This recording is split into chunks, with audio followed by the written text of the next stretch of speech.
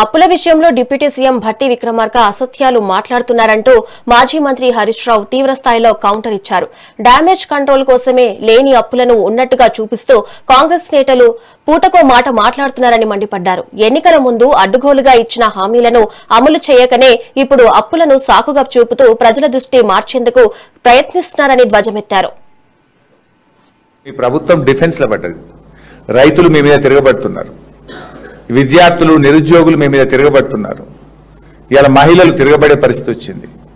ఇవాళ స్కామ్లు పూటకోటి బయటకు వస్తుంటే డైవర్షన్ పాలిటిక్స్ కు ప్రజల దృష్టి మరల్చడానికి ఈ రకమైనటువంటి డ్రామాలకు మీరు తెరలేపుతా ఉన్నారు. అసలు ఇంకోటి మీరు గమనించండి, వీళ్ళ అబద్ధాలు ఎంత స్పష్టంగా దొరికిపోతారంటే, బట్టిగా ఎంత అప్పు చేసినామంటుండ్రు కాంగ్రెస్ ప్రభుత్వం వచ్చినాక 1,72,000 కోట్లు అప్పు చేసిన అని ఇప్పుడు బట్టి గారు చెప్పింది కదా, మీరు విన్నారు. ముఖ్యమంత్రి అసెంబ్లీలో ఏమన్నాడంటే 3,40,000 కోట్లేమో అప్పు చేసిన అని ముఖ్యమంత్రి అంటాడు. ఇప్పుడు ముఖ్యమంత్రి మాట నమ్మాలనా, ఉప ముఖ్యమంత్రి నా మాట నమ్మాలనా? ఉప ముఖ్యమంత్రి ఏమో ఆర్థిక మంత్రి, ముఖ్యమంత్రి ఏమో is all and soul, is the head of the state. అసలు మీరు చేసిన అప్పు ఎంత అంటే మిమ్మల్ని ఎట్లా నమ్మాలి? మీ అన్ని అబద్ధాలు చూడండి.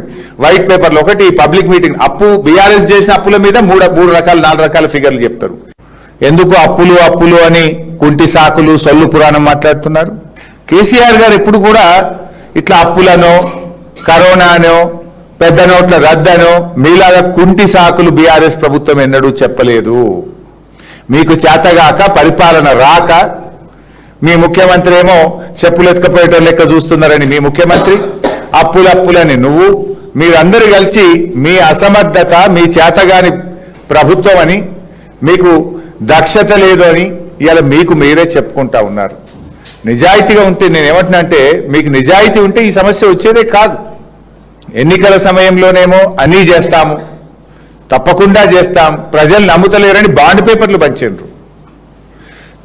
మీ బాండ్ పేపర్లు కూడా నమ్ముతారో నమ్మరో అని సోనియా గాంధీ, రాహుల్ గాంధీ, ప్రియాంక గాంధీలతో చెప్పించి నమ్మించి ఇవి గ్యారంటీ కార్డులు ఆ రోజు ప్రజలు నమ్మరని ఒక దిక్కు బట్టి ఇంకొక దిక్కు రేవంత్ రెడ్డి సంతకాలు పెట్టి గ్యారంటీ కార్డులు పంచి డ్రామాలాడి ఇవాళనేమో అప్పులు అని సొల్లు పురాణం, లేని అప్పులు ఉన్నట్టు చూపిస్తూ కుంటి సాకులు చెప్తూ డైవర్షన్ డ్రామాలకు మీరు పాల్పడతా ఉన్నారు.